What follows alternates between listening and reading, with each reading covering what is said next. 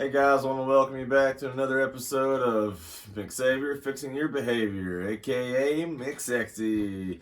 But today's episode, I want to talk about you and your pet. That furry little ball of cuddly joy that just always loves you or sometimes despises you and knocks your stuff over and chews it all to pieces. But today we're going to talk about why and going to try to solve that issue and help everybody decide and change that mindset a little bit about their choosing and decision making about which pet they're going to choose, whether it be a cat or dog or horse or cow, chicken, goat. Everybody has their own animal that's technically right for them. Although they think it's a husky, they think it's a Pomeranian, or they think it's, just the most adorable little of horse or pig or chicken in the world. There's a reason why it may not be. And let's talk about it today, folks. So, number one reason I want to talk about today is going to be, I feel like something just flew in my ear, but I'm inside. Anywho, it's going to be just like, is your pet happy? Is it having a joyous lifestyle? Is it really going to be the best pet it can be? I want you to answer that. Yes or no? Did you answer yes? Well, how would you know? Because you still have that pet, right? Or maybe it was a pet that, went on to glory land. But you still kept that pet. So how would you truly know if it was the happiest it could be?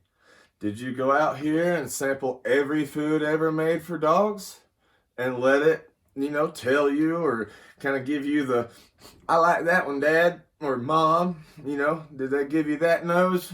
Or did you go out here and buy every toy known to man for that animal and it just cluck twice and say, bark, bark, I like that one, bark, bark. Did it moo twice and say, I like that rub. More diesel fuel. Keeps the flies off my back.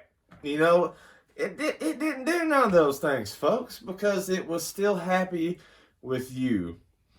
It was still making the best life possible because it was with you. And that's what we need to do as human beings, folks. No matter what situation we're in, no matter what we're placed in, no matter what we're given down by our higher powers, those above us, those that are telling us yes or no, we can't have things, and those people are the ones that, kind of control things, yes, but we still need to be happy. We need to make the best that we can out of things. And if we change them, just imagine how much happier we could be. How much happier could your pet be if it had 1,000-acre field that it could run free with no worries of cars, no worries of dangerous animals gonna hurt it, no worries of anything, folks.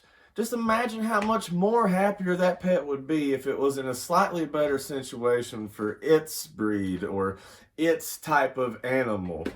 Every animal not only, has not every owner specifically needs a specific animal, but not every animal needs that specific owner as well.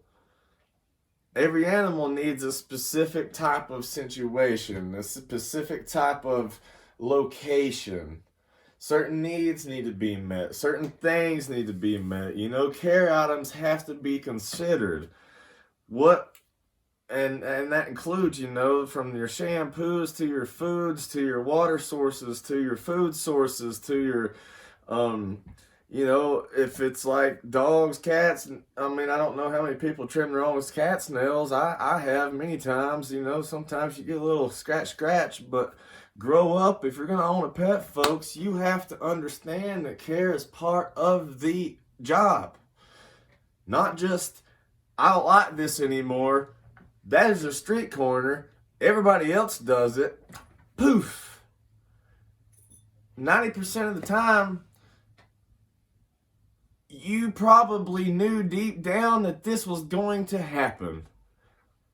Because you knew, if you would have thought about that mindset, what your situationship in life was like, and what you were going through in life, and was like, hey, I don't have enough time to walk this animal. I don't have enough time to ride this animal. I don't have enough time to feed this animal every day if it's grazing, or if you've got to pasture or feed it, if it's a cow, stuff like that, goats, whatever.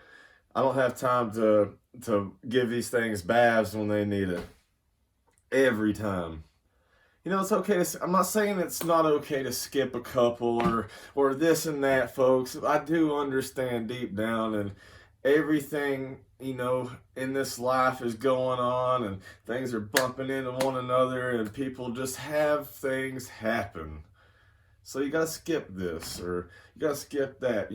Most recently I was in the hospital for a few days, and I had nobody to take care of my pit bull because I rescued him from a abusive situation, and it took me a month to be able to get close to this dog. And I like to think that I'm pretty well with animals. I'm good at training them. I'm good at reading what types of language this animal is putting off, and I believe they're very well at reading my body posture and my energy about me, because I try to be calm and just at one, trying to let them feel that I am no harm to them no matter what. And that really helps calm them down a lot and things like that. Well, when you're thinking about the care items, though, you have to think about also future. So, are these things going to be hard to get? Will I always be able to get them? If I'm not going to be the one providing them, will those services always be available? Will they at least be available in my area if I'm not able to travel? If I lost my job, would I still be able to maintain anything of this nature? Would I still be able to keep him somewhat happy, her somewhat happy? Some things like that need to be considered for the long term, folks. This pet's not just going to die in 3 days. You got it. You gave it as a Valentine's present. You got your you feel good, right? Well, it's not going to die in 3 days, folks. Just because you got what you wanted out of it doesn't mean this pet is gone. This pet still needs a life to live on this planet. And it didn't decide to say, hey, I want to be a part of this guy's gag gift, or I want to be a part of this guy's intimacy gift. He didn't even get a watch. She didn't even get a watch, I bet. At least give him the decency to watching if you're going to throw him out on the street 3 days later, I mean, shoot. So, also, think about your size level, your size and energy levels, guys. So, if I live a very busy lifestyle, nurses, engineers, things like this, folks, your lives are typically so busy that you don't have enough time for your bigger, more high energy dogs.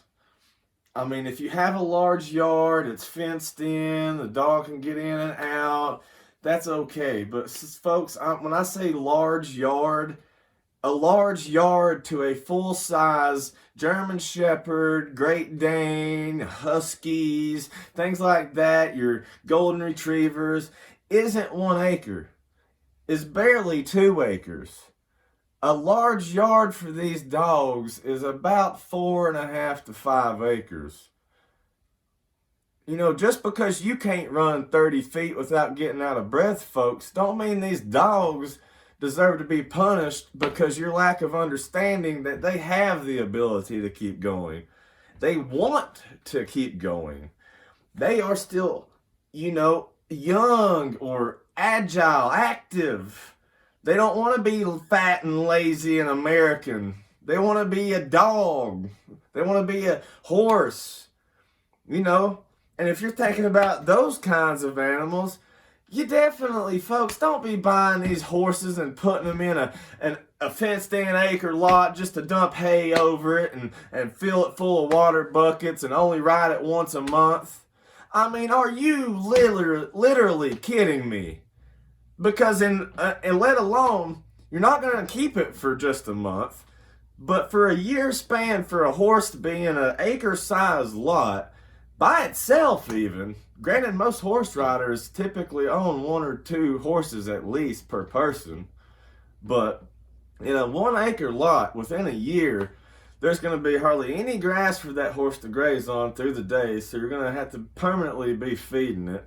And then through the day, it's not going to have a whole lot to gnaw on, do things to keep itself busy, and you know, give its mental, give its mind something to be able to do, because it damn just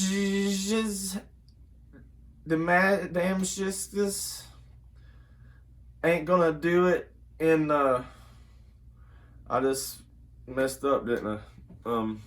Probably isn't going to last very long, because it's not going to be happy, it's not going to be satisfied, and it's going to be so muddy, it's not going to be able to really roll around and things like that, and if it does, it's just going to be covered and matted in mud.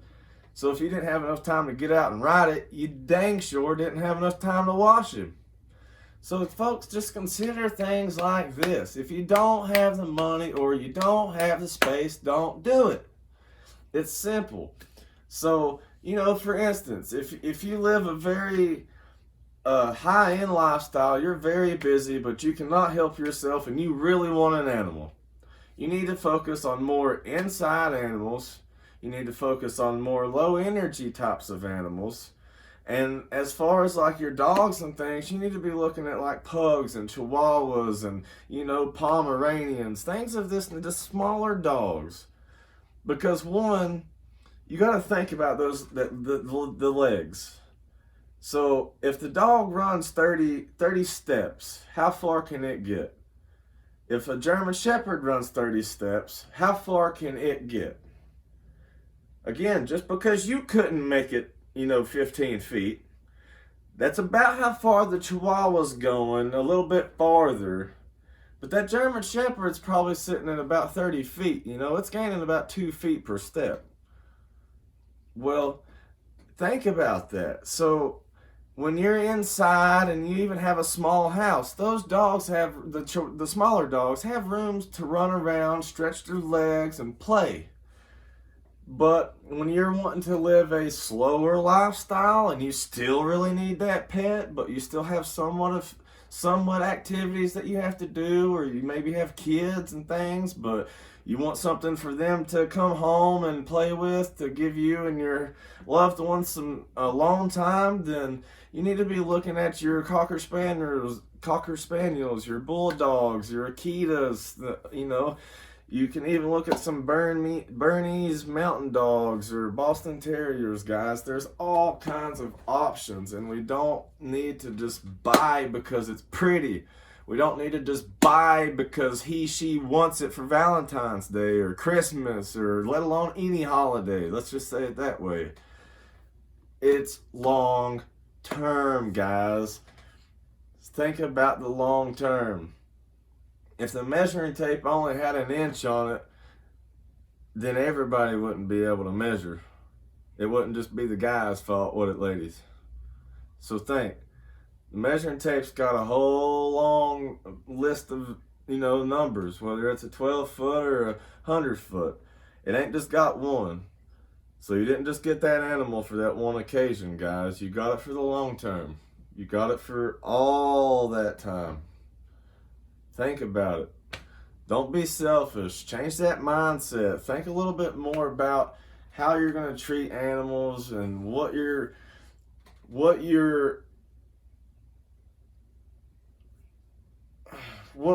you want from an animal? Do you just seek love? Do you just seek attention?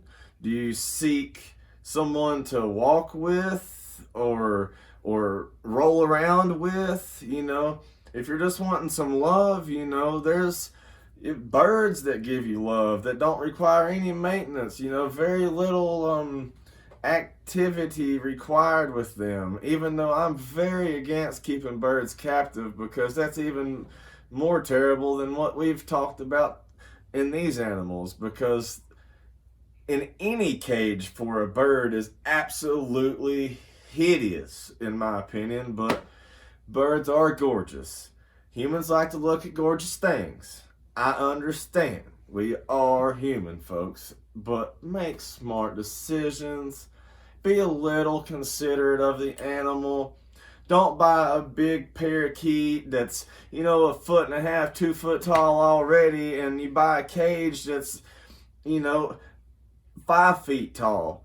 The dang thing can't even open its wings, guys. So just be a little considerate. It's all I'm asking. And try to think long term about the care items. Don't forget about what you're going to need to take care of that.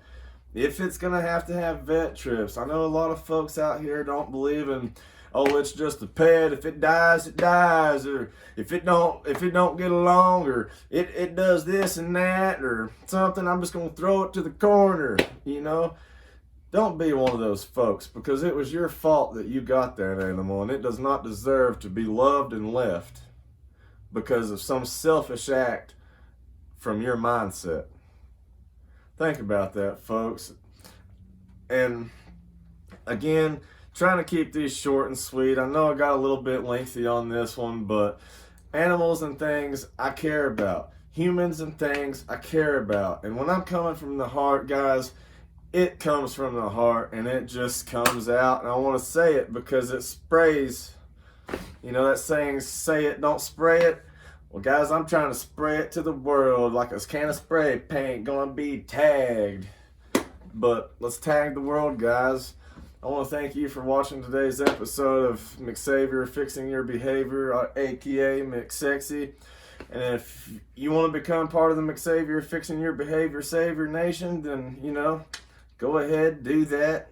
Maybe we can do some videos together one day, or give me an idea of something that's on your heart, on your mind, and let's get together and talk about it, folks. Let's not be selfish about things. Let's learn how to communicate as a human race again, the right way. And, if you felt like I've earned your respect and you want to leave a like, a comment, or subscribe, go right ahead, folks. If you don't, you don't. No feelings hurt here. I'm just looking for the views. Stay good.